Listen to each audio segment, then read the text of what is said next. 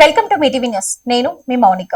జడ్చర్ల పట్టణంలో జరిగిన భారీ బహిరంగ సభలో తెలంగాణ ముఖ్యమంత్రి రేవంత్ రెడ్డి పాల్గొన్నారు. గత 2 రోజులుగా ఉమ్మడి పాలమూరు జిల్లాలో సాగునీటి ప్రాజెక్టులను పరిశీలించారు. పాలమూరు ప్రజల వలస కష్టాలు, రైతుల బాధలు తెలుసుకున్నారు. తెలంగాణ రాష్ట్రాన్ని ప్రజల ఆకాంక్షల కోసం సోనియా గాంధీ ఏర్పాటు చేశారని సీఎం ఈ సందర్భంగా గుర్తు చేశారు. 10 ఏళ్ల బీఆర్ఎస్ పాలనలో పాలమూరు జిల్లాలో ఒక్క ప్రధాన ప్రాజెక్టు కూడా పూర్తి కాలేదని విమర్శించారు. కాళేశ్వరం కోసం లక్షల కోట్ల రూపాయలు ఖర్చు చేసిన ప్రభుత్వం ఉదండపూర్ నిర్వాసితులకు న్యాయం చేయలేదని ఆరోపించారు. పాలమూరు జిల్లాలో 26 లక్షల ఎకరాలకు సాగునీరు అందించడమే లక్ష్యంగా తమ ప్రభుత్వం పనిచేస్తుందన్నారు. ఇప్పటికే ప్రాజెక్టు కోసం 8,000 కోట్ల రూపాయలు ఖర్చు చేశామని వెల్లడించారు.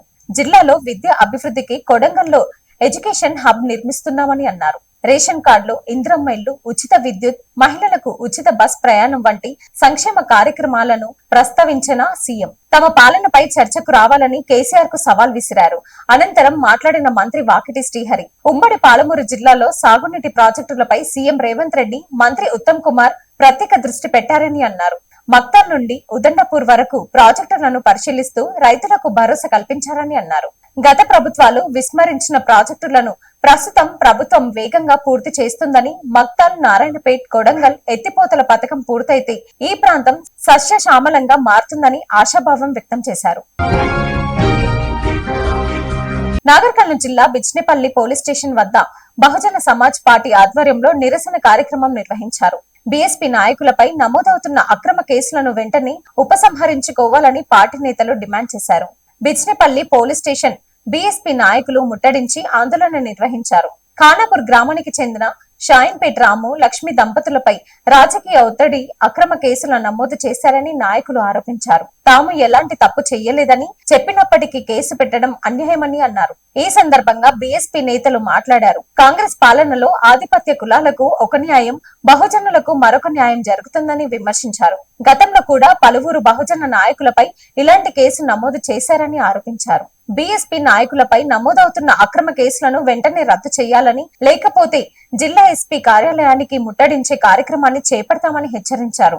ఈ నిరసనలో జిల్లా EC member Balu, Kollapur assembly in-charge Puttapaga Vishnu, అధ్యక్షులు బోలి కుర్మయ్య, నాగర్ కర్నూలు అసెంబ్లీ ప్రధాన కార్యదర్శి భాస్కర్, ఆంజనేయులు, శివకృష్ణ, బాలరాజు, జిల్లా నియోజకవర్గ మండల స్థాయి నాయకులు పెద్ద సంఖ్యలో పాల్గొన్నారు. నూతన విద్యా సంవత్సరం ప్రారంభం నేపథ్యంలో విద్యార్థుల భద్రతపై రవాణా శాఖ ప్రత్యేక దృష్టి సారించింది. షాద్ నగర్ లో ప్రైవేట్ సంస్థల బస్సులను మోటార్ వెహికల్స్ ఇన్స్పెక్టర్ స్వప్న తనిఖీ చేశారు. భద్రతా ప్రమాణాలపై పాఠశాల యాజమాన్యానికి కీలక సూచనలు చేశారు.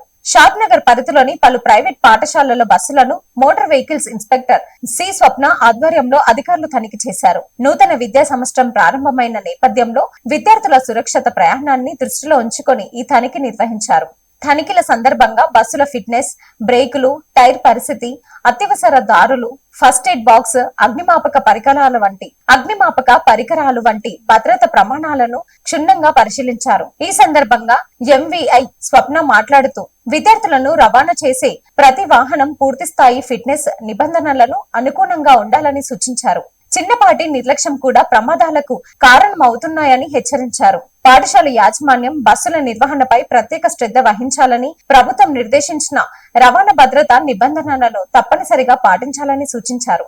విద్యార్థుల సురక్షిత ప్రయాణమే తమ ప్రధాన లక్ష్యమని, నిబంధనలు ఉల్లంఘించే వారిపై కఠిన చర్యలు తీసుకుంటామని స్పష్టం చేశారు.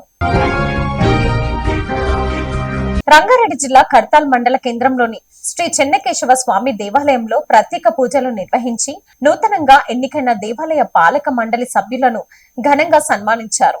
ఈ కార్యక్రమంలో పర్యావరణ దినోత్సవాన్ని పురస్కరించుకొని మొక్కలు కూడా నాటారు.